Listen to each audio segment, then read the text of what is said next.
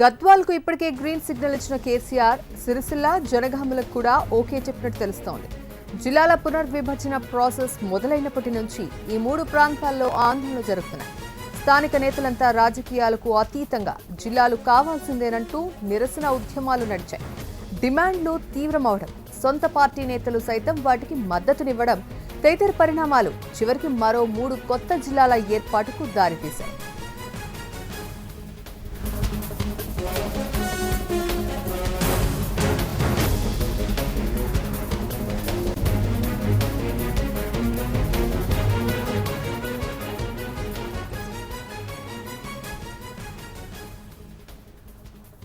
ఇదే విషయం మీద మాట్లాడడానికి డీకే అరుణ గారు ఫోన్ లైన్లో సిద్ధంగా ఉన్నారు. నమస్తే అండి అరుణ గారు.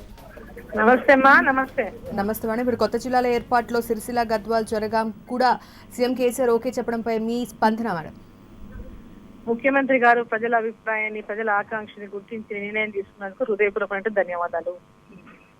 అనేక రోజులుగా, అనేక నెలల, సంవత్సరాల పై నుంచి కూడా ఈ ప్రాంతాల్లో గద్వాల గాని, జనగామ గాని, సిరిసిల్ల గాని జిల్లాగా ఉన్నటువంటి ఉద్యమాలు జరుగుతున్నాయి. సో ఆ సందర్భంగా డ్రాఫ్ట్ నోటిఫికేషన్ లో వాటి పేర్లు లేకపోవడంతో ఉద్యమాలు ఇంకా పెద్ద ఎత్తున ఆందోళనకరంగా మారిని, చాలా తీవ్రమైనటువంటి ఉద్యమాలు ఇంకా అక్కడ జరుగుతున్నటువంటి నేపథ్యంలో మన ముఖ్యమంత్రి గారు మరి ఈ యొక్క ప్రజల ఆకాంక్షను గుర్తించి ఈ మూడింటిని కూడా నూతన జిల్లాలో ఏర్పాటు చేసినందుకు ప్రజలందరి తరఫున కూడా మా ధన్యవాదాలు. ఇప్పుడు గద్వాల్ జిల్లా తీసుకుంటే మాత్రం దాని డెవలప్మెంట్ కోసం చాలా కృషి చేశారు. ప్రత్యేక జిల్లా అయితే దాన్ని అభివృద్ధి చేసే దిశగా ఎన్నో ప్రయత్నాలు చేయొచ్చని ఆశపడ్డారు.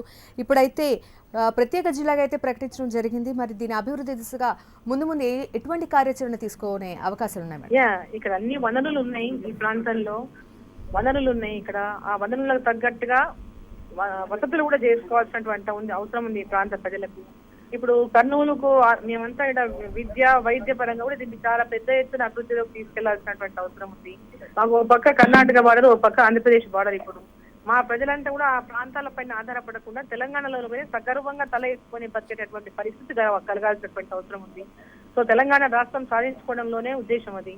సో ఈ రోజు ఈ రాష్ట్రం ఏర్పడ్డాక కూడా ఈ ప్రాంత ప్రజలు ఇక్కడనూ ఆధారపడి బతకకుండా ఇక్కడనే అన్ని రకాలుగా విద్యా సంస్థలు, అన్ని రకాలుగా వైద్య సౌకర్యం కూడా ఏర్పాటు చేయాల్సినటువంటి అవసరం ఉంది ప్రభుత్వం.